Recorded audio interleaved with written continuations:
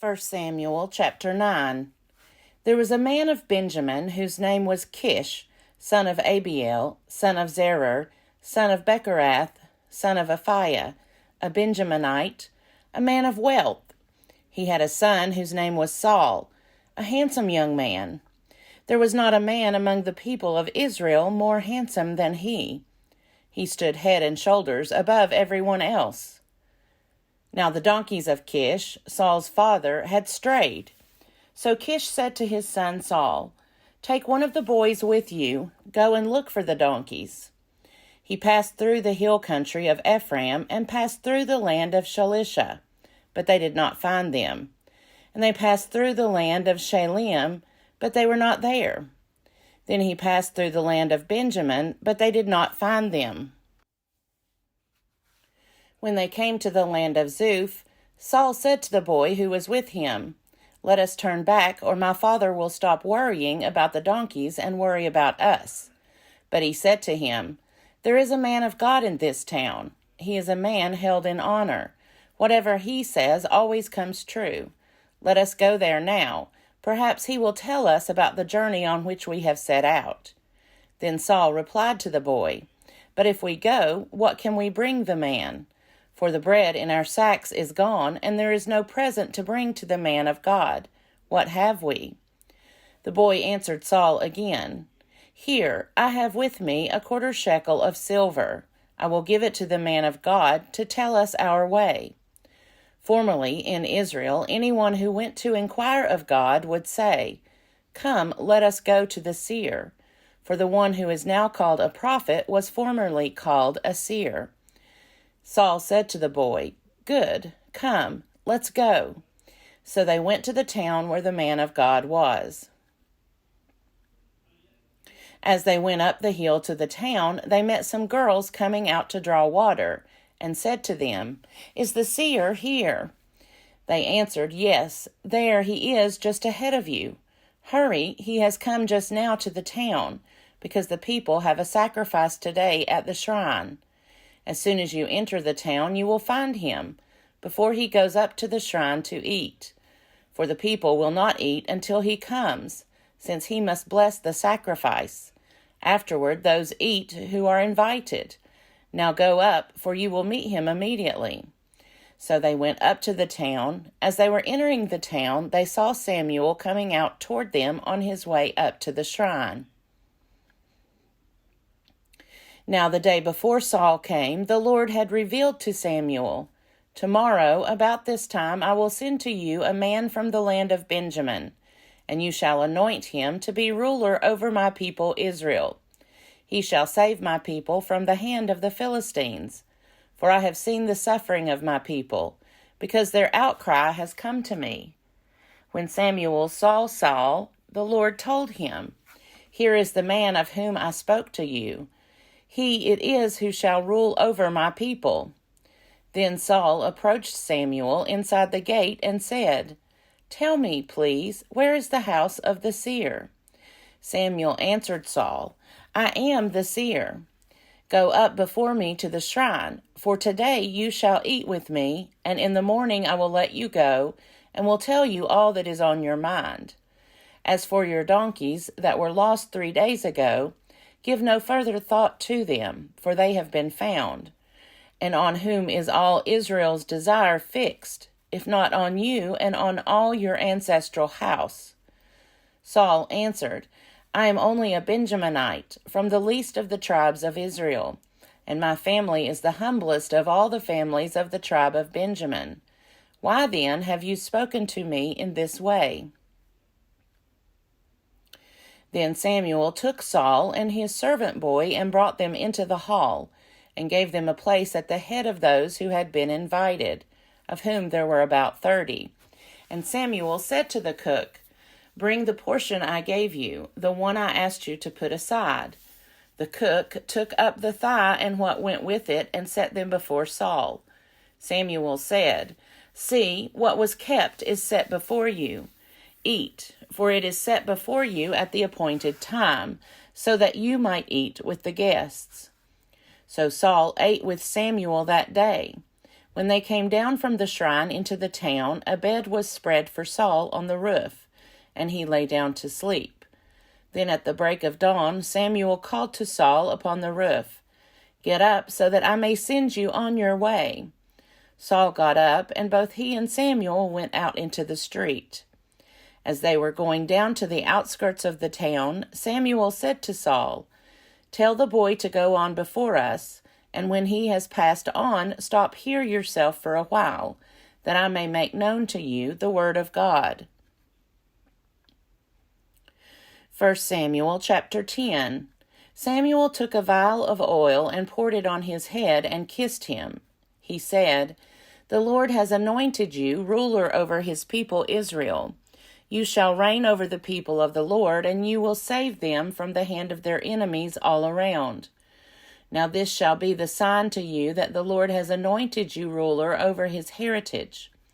When you depart from me today, you will meet 2 men by Rachel's tomb in the territory of Benjamin at Zelzah. They will say to you, 'The donkeys that you went to seek are found,' and now your father has stopped worrying about them and is worrying about you, saying, 'What shall I do about my son?' Then you shall go on from there further and come back to the oak of Tabor. 3 men going up to God at Bethel will meet you there, one carrying 3 kids, another carrying 3 loaves of bread, and another carrying a skin of wine. They will greet you and give you 2 loaves of bread, which you shall accept from them. After that you shall come to Gibeath Elohim, at the place where the Philistine garrison is. There, as you come to the town, you will meet a band of prophets coming down from the shrine with harp, tambourine, flute, and lyre playing in front of them. They will be in a prophetic frenzy. Then the Spirit of the Lord will possess you, and you will be in a prophetic frenzy along with them and be turned into a different person. Now when these signs meet you, do whatever you see fit to do, for God is with you, and you shall go down to Gilgal ahead of me. Then I will come down to you to present burnt offerings and offer sacrifices of well-being. 7 days you shall wait, until I come to you and show you what you shall do."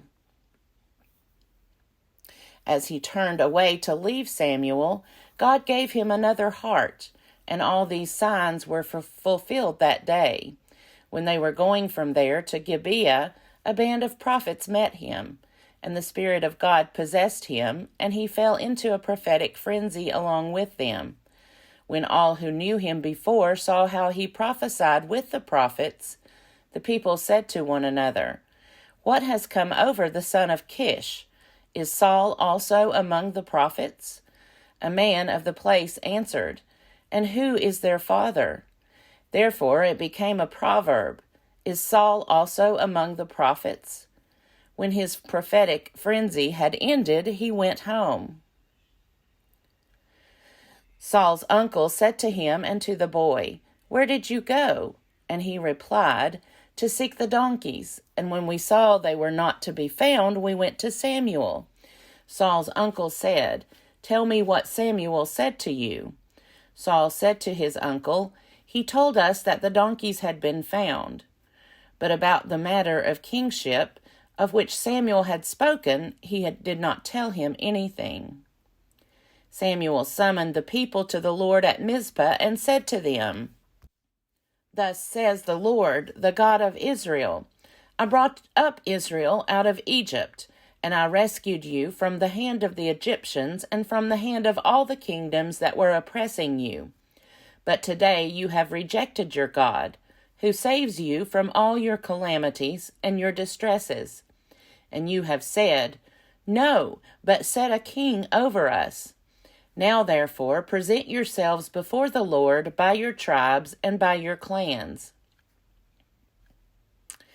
Then Samuel brought all the tribes of Israel near, and the tribe of Benjamin was taken by lot. He brought the tribe of Benjamin near by its families, and the family of the Matrites was taken by lot. Finally, he brought the family of the Matrites near, man by man. And Saul the son of Kish was taken by lot. But when they sought him, he could not be found. So they inquired again of the Lord, Did the man come here? And the Lord said, See, he has hidden himself among the baggage. Then they ran and brought him from there. When he took his stand among the people, he was head and shoulders taller than any of them. Samuel said to all the people, Do you see the one whom the Lord has chosen? There is no one like him among all the people.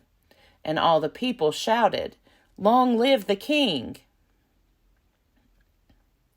Samuel told the people the rights and duties of the kingship, and he wrote them in a book and laid it up before the Lord. Then Samuel sent all the people back to their homes.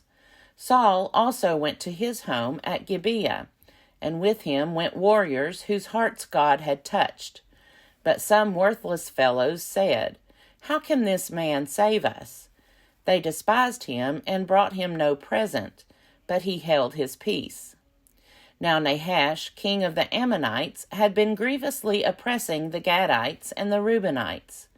He would gouge out the right eye of each of them, and would not grant Israel a deliverer. No one was left of the Israelites across the Jordan, whose right eye Nahash, king of the Ammonites, had not gouged out. But there were 7,000 men who had escaped from the Ammonites and had entered Jabesh-Gilead. 1 Samuel chapter 11.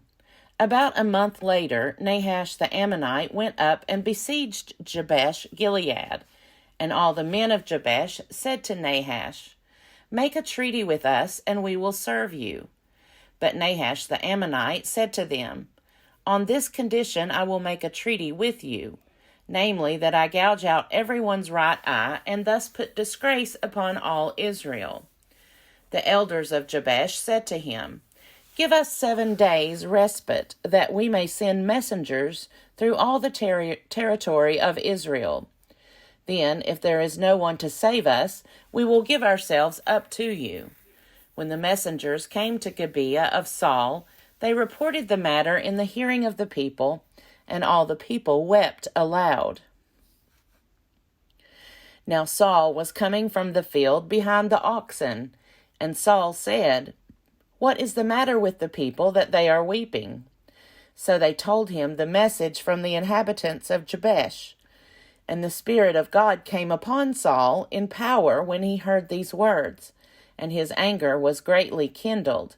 He took a yoke of oxen and cut them in pieces, and sent them throughout all the territory of Israel by messengers, saying, Whoever does not come out after Saul and Samuel, so shall it be done to his oxen.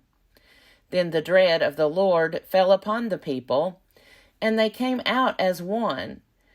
When he mustered them at Bezek, those from Israel were 300,000, and those from Judah 70,000. They said to the messengers who had come, Thus shall you say to the inhabitants of Jabesh-Gilead, Tomorrow, by the time the sun is hot, you shall have deliverance. When the messengers came and told the inhabitants of Jabesh, they rejoiced. So the inhabitants of Jabesh said, Tomorrow we will give ourselves up to you, and you may do to us whatever seems good to you. The next day Saul put the people in 3 companies. At the morning watch they came into the camp and cut down the Ammonites until the heat of the day, and those who survived were scattered, so that no 2 of them were left together. The people said to Samuel, Who is it that said, Shall Saul reign over us? Give them to us, so that we may put them to death. But Saul said, No one shall be put to death this day, for today the Lord has brought deliverance to Israel. Samuel said to the people, Come, let us go to Gilgal, and there renew the kingship. So all the people went to Gilgal, and there they made Saul king before the Lord in Gilgal. There they sacrificed offerings of well-being before the Lord, and there Saul and all the Israelites rejoiced greatly. 1 Samuel chapter 12.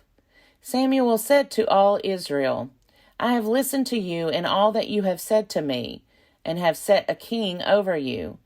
See, it is the king who leads you now.